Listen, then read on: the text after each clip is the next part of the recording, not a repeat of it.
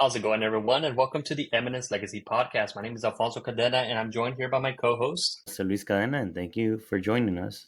All right, thank you for joining us today.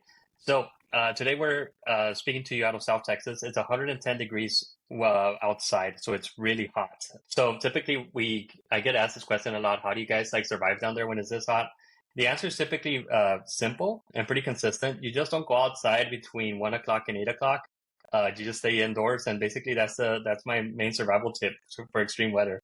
The crazy thing, it's only 10 o'clock. It's only 10. Yeah, I can already feel it. Yeah, so there's like a window right behind my screen, and I can feel like the greenhouse effect right on me. So it's even then you're not entirely safe. And yeah, like drinking a lot of water is definitely a big one. I'm still planning to go to the gym after this. So staying hydrated is definitely important during this time. The funny part is that tomorrow we're dipping back down into the upper 80s, so it's not going to be like as severe of a heat. And it makes it difficult because on the one hand you're like, you want to plan a day in the pool or whatever, and just to realize that it's going to be colder than usual, which I know for let's say like if you're listening from like the West Coast, I remember the beaches over there were always extremely cold. But I've never had that much tolerance for cold water. Yeah, Texas weather is kind of loony. Yeah. Yeah. Speaking of loony, so today we're actually going to be talking about so one of the topics that's reoccurring like in our podcast is about self-awareness. However, we have to live in the real world, right? And we have to keep in mind that there are people that do not have that. Either they have not heard the term or have never really, it's not something that they really thought about. Because I understand that it's self-development is a genre in itself. Like some people, maybe their thing is going to be sports. Somebody else that their main thing might be like fitness. For other people, like I know that basically self-improvement and self-development is a whole genre in itself. Maybe it's not something that they've looked into, nonetheless, it's something that we realize that some people are better at self-awareness than others, and even with some people it's completely absent. What's your experience been with that? Well, I think that a lot of people might think they're self-aware, but they're not self-aware. All have this way of thinking about ourselves, and we're never consistent as far as the reality of things. And one thing that I was thinking about last time, and I think it's true for everything, that world try to make our perspective of fit the world. So anything that you think is real, we try to make it fit in the real world, but that's not the way it works. There's things in life, there's things in this world that even with the way you think, the way you operate, it's not gonna go, it's not gonna fit. Yeah, absolutely. I think an easy way to summarize it is we all are the hero in our own stories because, I mean, of course, we want to be like this. I mean, we're not going to see ourselves as a side character. We don't want to see ourselves as much less the villain. We want to be like the main person, which is you know, which which is in fact the way we should approach it, right? Because I mean, like after all, we are rooting for ourselves. However, it's like you said. I mean, whether you want to or not, whether some people may claim to not be religious or spiritual in any way. However, everybody's going to import their worldview. And if part of your worldview is that you can never do nothing wrong, then guess what? You're always going to find something wrong in everybody else except yourself. And what that ends up leading to, it's a life where basically you're not going to see any growth. You might find yourself more isolated because maybe some people have tried to approach you in the past and you're just unwilling to change. I think of like the Scrooge story. I know I brought this up in the past, but we always watch the same movies over and over. But like in the Christmas Carol, they always invite the nephew is always inviting his uncle with the hopes that maybe this year is going to be the one that he changes. Yeah, and unfortunately, sometimes in this case, it doesn't change. It's always like reoccurring. But let's what is self-awareness? Let's start with that. That way, our listeners could have an idea. I guess the best summary is, even though self-awareness is basically knowing, how people see you and how you see yourself. Would that be like a good definition for it? What do you think? How you perceive yourself as an individual. It's through your actions, through your values, through your beliefs. But I think there's general perception, but then there's also, personally, an aspect I always include as part of this is the ability to analyze yourself to see that that your actions are consistent with your beliefs. Also, like if you believe, that you want to have a healthy lifestyle, then you're going to do things that are consistent with that. It doesn't mean that you're going to follow to perfection, but it does mean that your trajectory, the pattern that is going to lead you to the route of success to where you're going to be like a consistent person. And then when we talk about self awareness, let's say we believe that we're self aware ourselves, but how do we deal with the people that are not self aware, and how can we tell if they're really not self aware or they're being difficult people? How do we distinguish both? I guess it's two questions in one, but that's what I want to kind of tackle to see, okay, how do we deal with these kind of people that are not self aware? And how can we tell apart whether they're just being difficult or they're not really self aware of their actions? Yeah, and I think what makes it tricky about that, like piggybacking on what you said, is that some people as we mentioned, like unaware, or some of them are aware. It's just that their worldview is very different from everybody else's. They like from their worldview, they think that, let's say if you look at for like a more whether outdated like styles of leadership, that they think that they need to retain all the secret knowledges to themselves, their expertise. That way, it makes them it makes them feel more valuable and make them feel more secured. When in reality, what we see is that if you want to be able to create like a high productive team, that is highly capable, then the secret is being able to share your expertise with others. Right. Yeah. So like, I mean, I mean, so maybe like what makes it tricky is that one person on the one hand is going to be aware, and it's just that it's just going to happen that like their worldview or philosophies is not going to be consistent with ours. So even if you did bring it up to them, they still wouldn't show any interest in having any change to their methods or to their behavior, just because they genuinely believe that's what's most effective for them. Yeah, and But that's going to be a different I guess topic to deal with somebody with different worldviews. I wrote a couple of I guess a couple of things to look at in my case to see if they're doing it deliberately or it's something that they're really challenged with not being self-aware, that their lack of self-awareness. And I think one of the key thing is consistency of behavior. I think individuals who lack self-awareness may be consistently exhibiting the same behaviors that are harmful and disruptive to others. And also I think that maybe the response of feedback, these type of people don't really I guess I would say when it's unintentional, the feedback is not really like they're not receiving it when you're sending it to them. What would you think about that? yeah, I think, I mean, it goes back to the same thing that, like, I mean, and I think in that case, it would be a good person or the person that's just completely unaware that they're missing self-awareness, because of course, like, if you think that like, it's like they say, right? Like, I mean, when you see somebody that they think that they do their job to perfection, then the answer probably is, either one, maybe they don't do enough to the point that like that they never do any mistakes, or two, they don't know the job well enough to not and they don't recognize, when they are making mistakes, because like if it's like if you're doing like the wrong form without any correction in the gym, it's like without any correction, you're just going to keep doing the same thing, and you're going to be unaware, so you're not going to be motivated to fix it. I think a thing like when it comes to work and things like that, if they get defensive when you give them some sort of feedback, that could tell you a little bit about that they're not really aware of what they're doing because they actually think that they're doing it right. So Right. yeah, it's kind of key that I would also look for patterns in behavior over time with the person.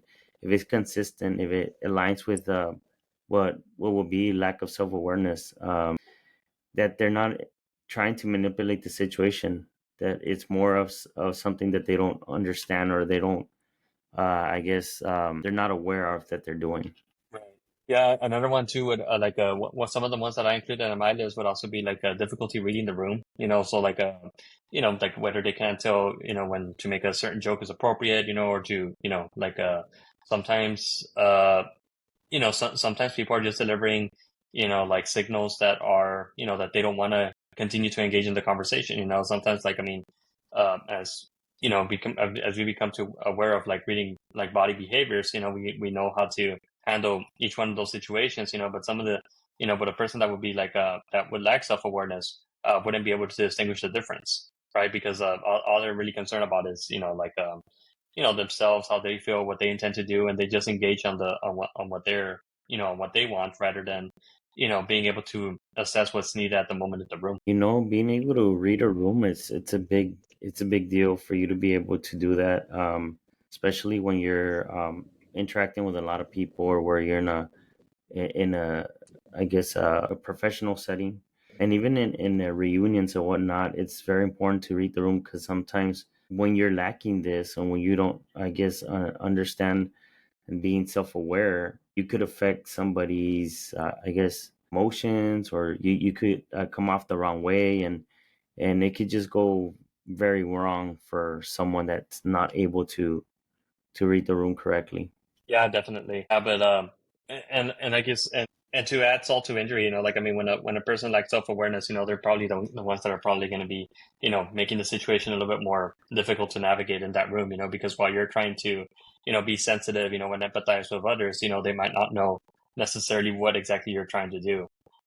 So as a result, it might just add a wrench to the whole situation. And I think another way to detect the people with self awareness is, what would you say of, they have this certain type of way that they see themselves, of self inflated, like they think that, I guess, that they're bigger than.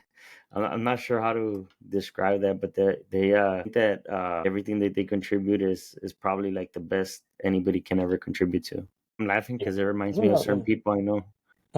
I know, like it reminds me of like what isn't there a term for that, like the Napoleon complex, right? Where it's like Yeah, yeah, that's you know, correct. Yeah. like Napoleon, who's like like notoriously known for being like shorter than the average person, but yet had like a huge personality.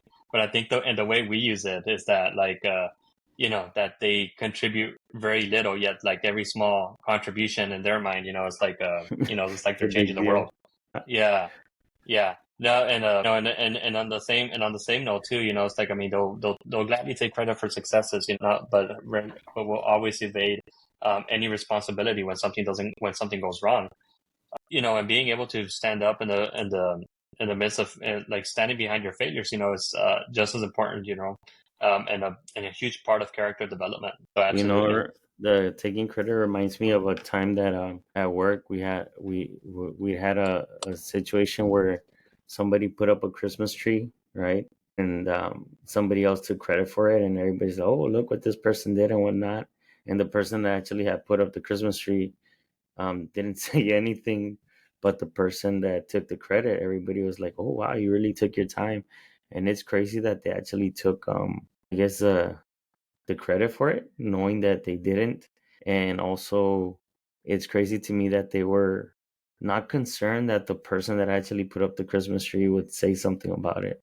Yeah, and that's where you have to wonder, right? Like, I mean, that when we're trying to distinguish whether somebody is actually unaware of their self-awareness, or they're completely aware of it, it's just that they think, their worldview is all warped, So, like, I mean, if it's going to give you that moment, of whatever you want to call it, whether it be credibility or that praise, then that's all you're going to get, And if that's all they think they need, it's like fine, But in the long run, that's a really poor working strategy, especially when it comes to earning the trust of the people that you're going to work with, especially, and that's not just true in a workplace environment, but like in relationships too, So, like the person that you're with is going to know you, is going to know who you truly are, and, and you can't hide like that type of behavior from someone that you're with 24/7, so that's just gonna, if you wonder why, you can't, be successful like in a relationship. I mean, that could,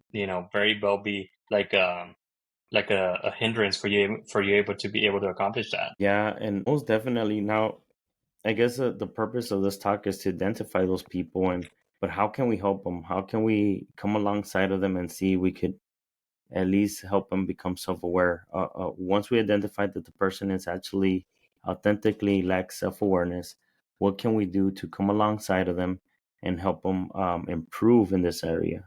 Right. So, and I really do think that that person that is unaware, but seeks to improve, sometimes there's a certain pressure, especially like if you're like in a leadership position, like sometimes we think that showing our weaknesses is not an option, but even the person that holds to this belief like the strongest, there's going to be certain moments when they're going to provide a small window where they might actually ask for whether it be feedback or a piece of advice, or they might be vulnerable with you and share something that they're struggling with.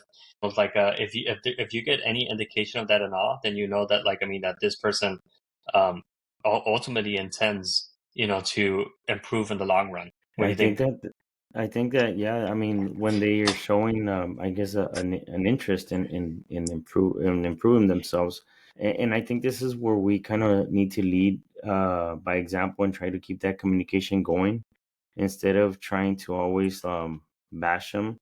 More like try to find those cues and keep that a channel of communication open to when they start to open up and you're able to kind of coach them in a way and guide them, um, and try to show them the benefits of being self-aware, and this is a goes back by providing construction criticism sometimes when they're uh, accepting your advice or your communication.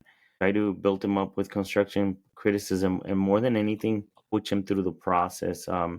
Because the criticism is good, but if you don't give them like I guess a game plan, it's gonna be hard for them to follow through. Again, because you're dealing with someone lacks this awareness. Right. And I mean, and this is assuming, right, that you've already been building up your credibility, because at this point, if somebody's approaching you and being vulnerable with you, it's because you've built a level of of credibility with this person, or of rapport, right, and have proven yourself to be like someone that's trustworthy, so they're willing to come to you with this, right?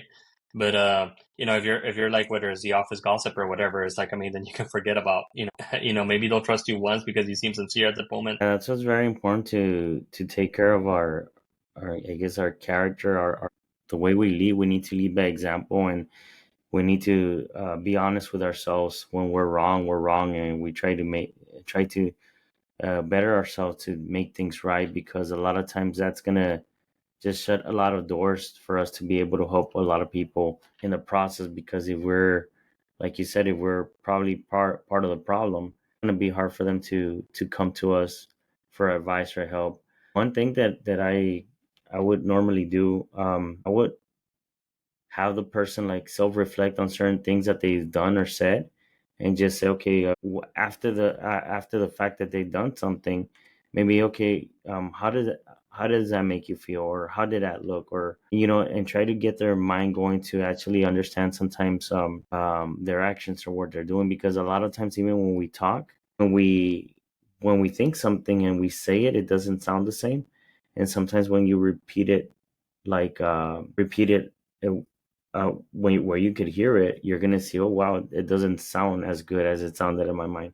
And I think it's the same thing with the actions that we do. Like once we put it into perspective and try to kind of journal it down and try to see, we could actually start seeing like the areas of where a person with the lack of self awareness can improve. You could always offer recommend books and maybe podcasts that they could listen to help them start routing them in the right direction as far as being self-aware.